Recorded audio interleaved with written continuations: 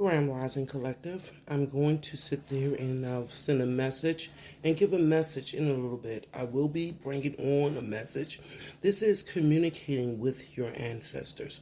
It's a certain way of what you need to do or how to do to connect with your ancestors. Okay? Keep in mind the energy that your ancestors have when they was here. Okay? Some are willing to work with you. Some may resent you. So you need to take heed on what energy will come through. If you got an ancestor that hates your guts when they was here in the physical realm, that ancestor still feel that same way, even in the spiritual realm.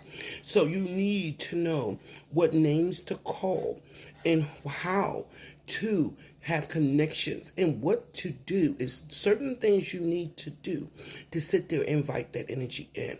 When you really want true clarity, you know to be ready for that clarity to come through. Okay?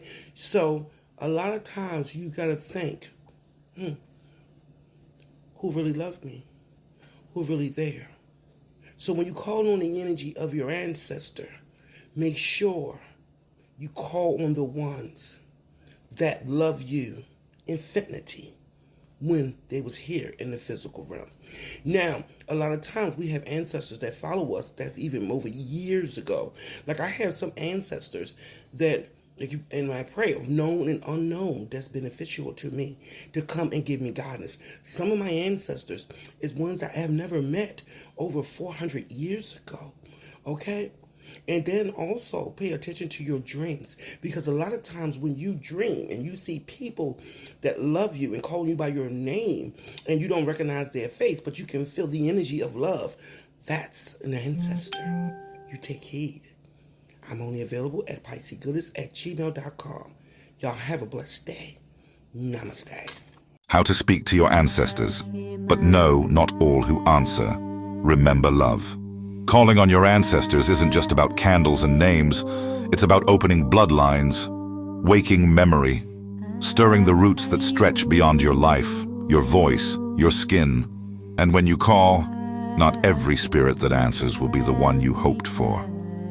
Some remember you, some resent you, and some never left at all. To begin, fast from noise and anger for 3 days. On the third night, prepare a space with a bowl of clean water, a piece of bread or fruit, and an item passed down, even if it's only symbolic.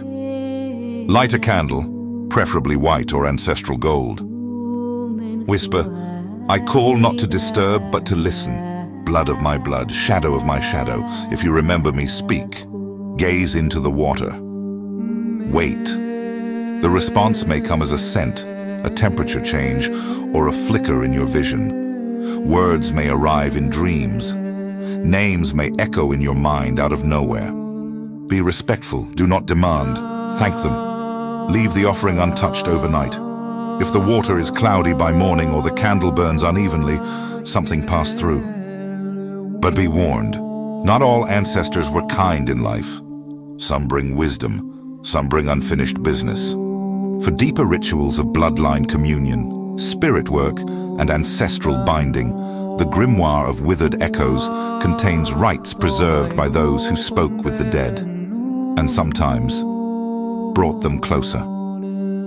Check my story or the top of my profile to begin. When you call the past, make sure you're ready to carry what answers.